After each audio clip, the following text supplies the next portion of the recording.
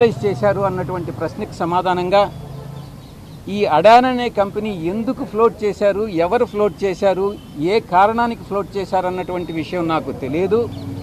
ఇది రాజ్ కసిరెడ్డికి సంబంధించినటువంటి నేను లోన్ మాత్రం ఇప్పించాను. ఆ కంపెనీలు ఏ రకంగా ఈ ఫండ్స్ను యూటిలైజ్ చేసుకున్నాయి, ఏ రకంగా దాన్ని రీఫండ్ ఇచ్చారు అన్నటువంటి విషయం రాజ్ కసిరెడ్డి మాత్రమే చెప్పగలడు. నేను సమాధానం చెప్పలేనటువంటి ప్రశ్న అన్నటువంటి దాన్ని నేను వివరంగా చెప్పడం జరిగింది సిట్ అధికారులకి. ఇక ఇంటర్ స్టేట్ అంటే ఒరిస్సాలో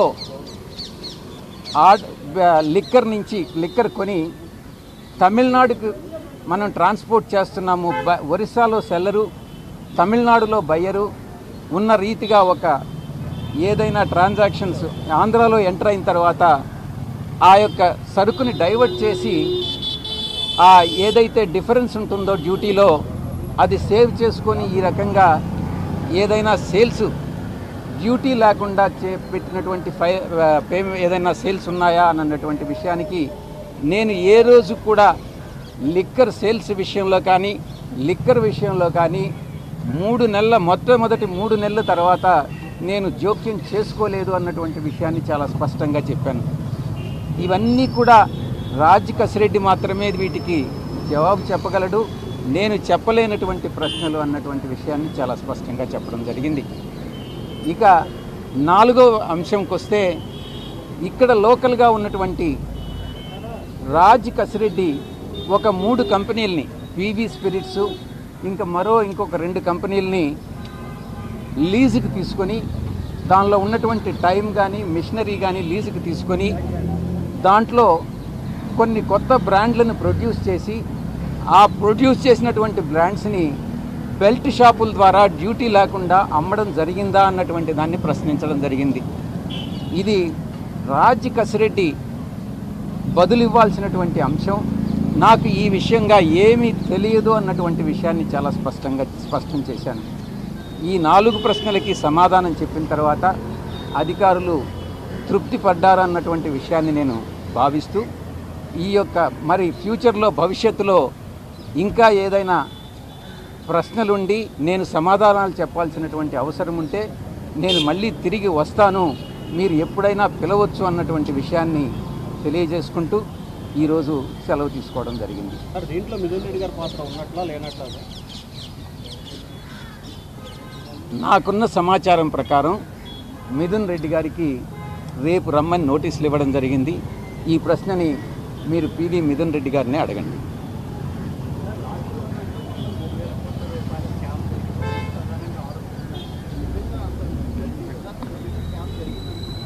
మీరు అడిగే ఊహాజనితమైనటువంటి ప్రశ్నకు నా దగ్గర సమాధానం లేదు. స్కామ్ అన్నటువంటిది జరిగిందా లేదా అన్నటువంటిది లిక్కర్తో సంబంధం లేనటువంటి వ్యక్తి నన్ను ఎలా జవాబు చెప్పమంటారు? మొట్టమొదటి 2 సమావేశాలు 3 నెలల్లో అంటే అక్టోబర్, నవంబర్, డిసెంబర్ తర్వాత ఏ ట్రాన్సాక్షన్లో కూడా నాకు సంబంధం లేదు. అప్పటికి ఇంకా అసలు లిక్కర్ పాలసీ ఇంప్లిమెంటేషన్కి రాలేదు.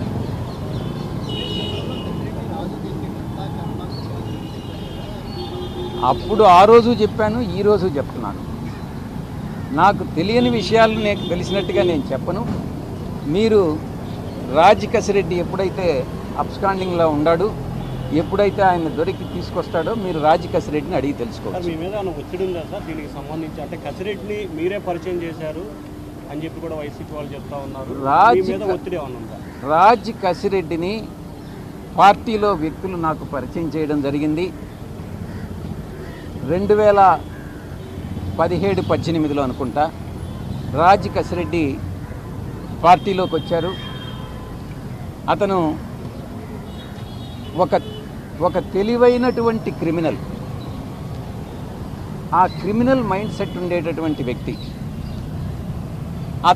అంత క్రిమినల్ బ్రెయిన్ ఉంది అన్నటువంటిది తెలియక పార్టీలో పెద్దలందరూ కూడా పరిచయం చేస్తే నేను ఎంకరేజ్ చేసినటువంటి మాట వాస్తవం. నేను అబద్ధం చెప్పదలుచుకోలే. మొట్టమొదటిగా అతనికి ఎన్ఆర్ఐ విభాగం అప్పగించా. ఆ తరువాత సోషల్ మీడియా చూసుకోమని చెప్పా. ఆ తరువాత ఈ ప్రశాంత్ కిషోర్ గారు అక్కడి నుంచి వస్తూ ఉంటే ఆయన మనకు కన్సల్టెంట్గా ఉన్నప్పుడు ఆయనకి ప్రోటోకాల్ అంతా చూసుకోమని చెప్పడం జరిగింది. ఈ రకంగా పార్టీలో అతి ముఖ్యమైనటువంటి బాధ్యతలు అతనికి అప్పగించింది నేనే, ఎంకరేజ్ చేసింది నేనే. ఈ విషయంలో నేను తప్పు చేశాను అన్నటువంటి భావన ఈరోజు నాకు కలుగుతూ ఉంది. ఇంత దుర్మార్గపు వ్యక్తి ఏ రకంగా నన్ను మోసగించాడు అన్నటువంటి విషయం నాన్నే ఆశ్చర్యానికి గురి చేస్తుంది. ఒత్తిడి ఏమన్నా వస్తుందా సార్ మీ మీద? ఎవరి నుంచి? అంటే వైసీపీ నుంచి, అంటే మీరు మొత్తం ఎపిసోడ్ అంతా మీరు అడిగే ప్రశ్న చాలా స్పష్టంగా అడగాలి. మీకు ఒత్తిడి వచ్చిందా అని కాదు, నాకు ఎవరి దగ్గర నుంచి ఒత్తిడి వచ్చింది అని మీరు భావిస్తున్నారు? ఆయన ముందు జవాబు చెప్తున్నారు. అంటే జనరల్గా మీరు ఆ పార్టీ నుంచి బయటకు వచ్చి ఉన్నారు కదా సార్. సో మీరు గతంలో 5 సంవత్సరాలు అక్కడ ఉన్నప్పుడు ఈ ఎపిసోడ్ గురించి మాట్లాడలేదు, బయటికి రాగానే ఈ ఎపిసోడ్ గురించి చర్చ వచ్చింది. మీరే రాజకేశ్వరరెడ్డి కర్త కర్మ క్రియ అన్నారు కాబట్టి, సో ఈ రాజకేశ్వరరెడ్డి వెనక కొంతమంది పెద్దలు ఉంటారు కాబట్టి ఏమన్నా ఒత్తిడి వచ్చిందా అనే యాంగిల్ సార్, అంటే ఆ పార్టీ నుంచి ఏమైనా? 5 సంవత్సరాల పాటు మీరున్నారు, అతనితో కలిసి ఉన్నారు, అప్పుడు మాట్లాడలేదని అంటే అప్పుడు మీరు అడగలా, నేను జవాబు చెప్పలా.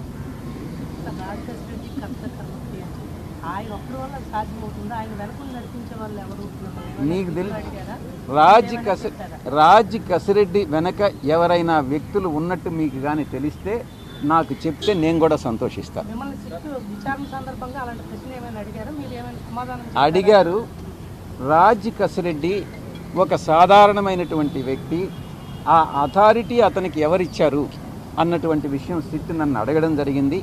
నాకు తెలియదు అన్నటువంటి విషయం చెప్పారు.